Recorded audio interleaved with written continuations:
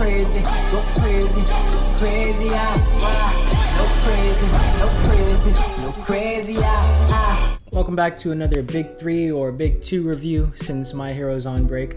Week in the Knee Xonin here. Happy Sunday, first of all.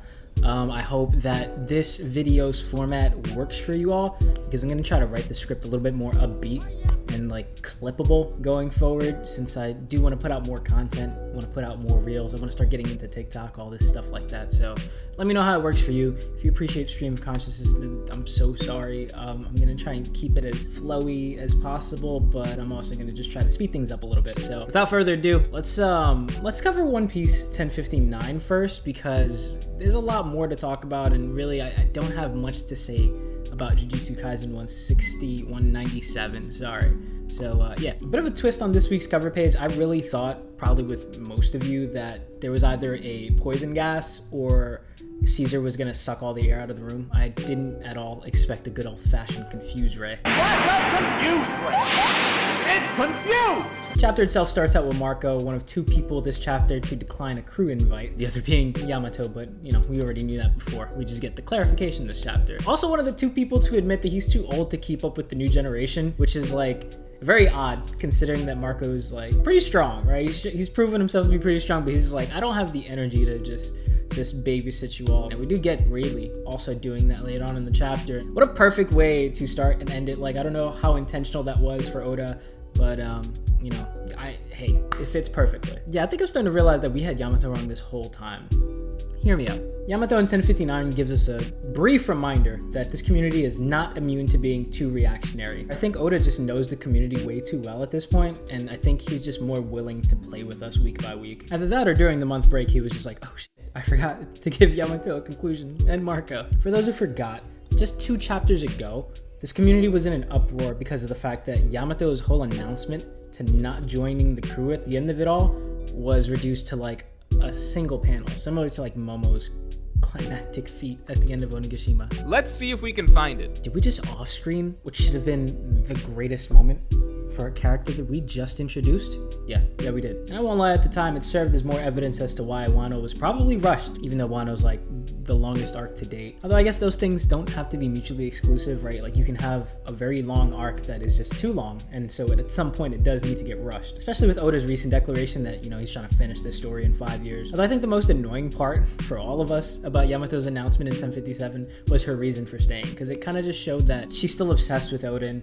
and this is how her character ends. But what we got this chapter was that conversation that Yamato had with Luffy just before 1057, which reveals her real reason for staying behind. Yamato just saw how big of a threat Green Bull was, decided, oh snap, Momo and the Scabbards are not ready to handle something like this if it happens again, so I guess I'm gonna have to stay back to protect Wano. Not only is this a reasonable explanation, it gives Yamato's character something she desperately needed this arc. Honestly, something I didn't realize was set up from the moment that we saw her first clash with Kaido. So Yamato now has a purpose that only she can fulfill. Her fruit is supposed to serve as Wano's guardian deity, right? And though Kaido didn't initially want her eating the fruit, he, for some reason, decided that it was best for his son, with this fruit, to stay behind and serve as the Shogun of Wano. Although Yamato didn't end up becoming the Shogun, right? That's Momo.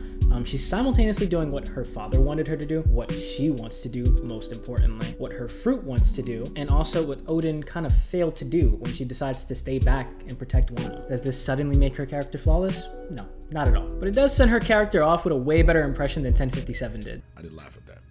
Marco and Sphinx Island. Another thing that 1059 did for us was debunk this terrible theory that just started becoming very popular recently. The idea that we would be making a pit stop at Sphinx just to like visit Ace's and Whitebeard's grave just never really sat well with me. I know Randy Troy put out a video months ago theorizing why Sphinx would be the next island, but his reasoning is completely different than what I've been seeing recently. In my opinion, there are 3 reasons why this theory just started suddenly gaining more traction, and 2 of them are cope. The first is that seeing Shanks pull up to Wano and then deciding, oh, I have to go back to my old territory, made people think, okay, so if Shanks isn't gonna go to Elbaf next, then Luffy also needs a detour so that they can link up together, which I don't understand at all. It's very easy for Shanks to just do his own thing and then to pull up at the end or in the middle of the next arc. He just did it. He literally just did it. Reason 2 just has to do with the fact that this arc almost closed without, or literally closed without giving us an interaction between Luffy and Marco, serving as yet another reason why we're too reactionary as a community. And like, to this point, I understand it would have suck to never get a moment between Luffy and Marco,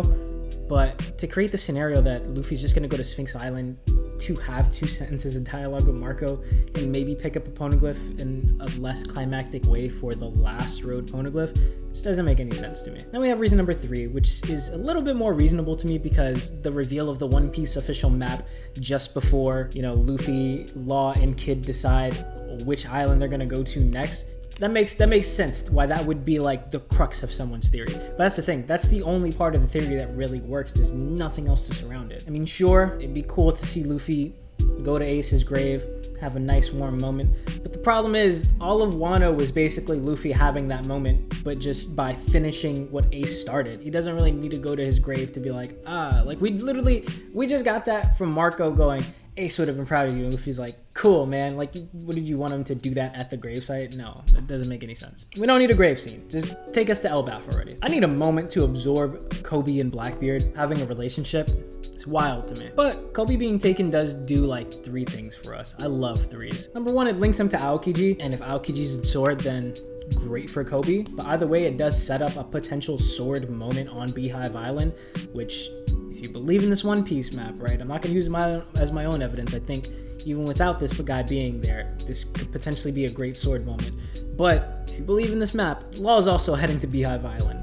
So it does set up a huge moment there. Again, I don't want to put all my faith into it because I actually haven't looked at it myself. It also does tie Blackbeard to Rockyport. That's wild. I did not see that coming at all. Number 2, it shatters everyone who had Blackbeard stealing an ancient weapon on their bingo card because nobody saw him going to Amazon Lily. The last thing we need is Blackbeard possessing a love devil fruit. We already know what that looks like. And the third thing, since I'm already ranting about this exact type of point this video, is it debunks this idea that Luffy's going to be taking a detour from Elbaf to go save Coby, because we know he doesn't like Coby that much to be like, I need to drop everything for him. He's probably gonna hear about this, if at all, and be like, he'll be alright. Luffy's not sliding for Coby. Cool! It doesn't really do anything for the story right now other than give us more context as to why Rayleigh's allowed to walk around. But like, cool! Oh man, this whole chapter was a curveball. So where do I see Coby going?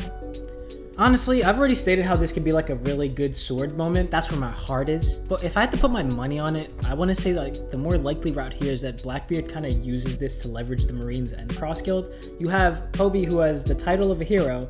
You have Marines who have bounties on their head. He probably has a bounty on his head. And he could probably just get on a call with Sword and the Marines have been like, I don't know how he's going to really orchestrate the situation, right? Because he's not going to be like, yo, I'm going to give them to Cross Guild if you don't give me more money. I don't think Blackbeard needs any more money. But maybe he needs something else. Maybe he uses this as an opportunity to be like, I like those serifs that you have. I'll give you back your hair if you give me one of them. And they're like, nah, he ain't worth that much. As for the serifs, man, how the hell did we not see this coming at all? The idea of Lunarian experimentation was given to us like 30 chapters ago. And we know that they remade Kuma this whole time. So why didn't we realize that Warlord replacement would be literal Warlord replacement?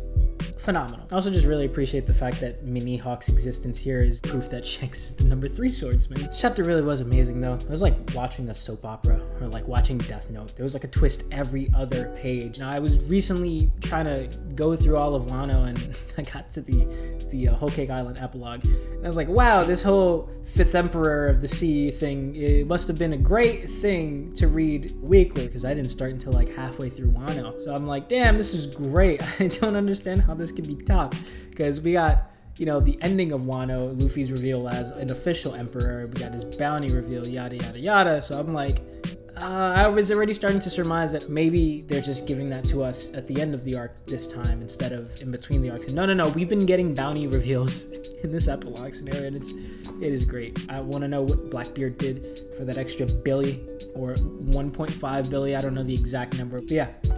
Excellent chapter. Quickly, let us talk about Jujutsu Kaisen 197. There really isn't much to talk about. I mean, it's another really quick but effective chapter. But just quickly, I'm gonna go over Maki. I really had Maki all wrong, man. I thought last chapter was her pinnacle of perfection, her Dangai Ichigo moment, and although I was right about both of those things, the last thing I expected was a Gear 5 reference. You're telling me she can grab air and double jump like Mario? Woo.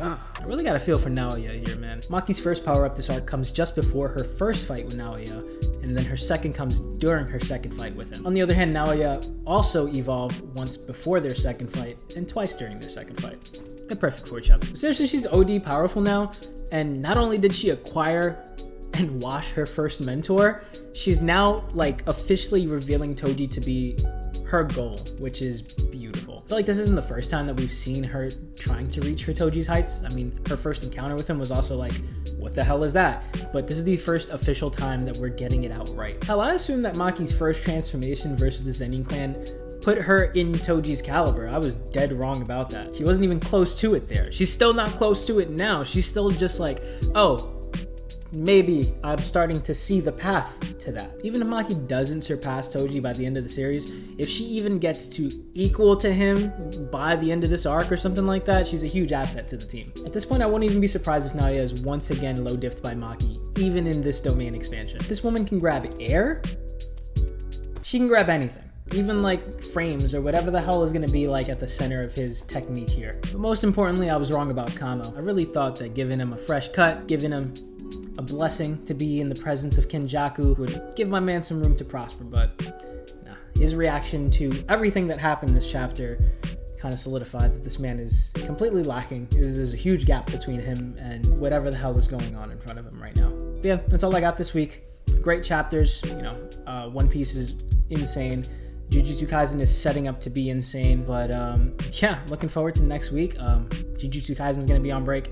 My Hero is going to be coming back. I think One Piece is also on next week, so looking out for that. Until then, you guys have a great Sunday. Have a great week. You be safe. I love you all.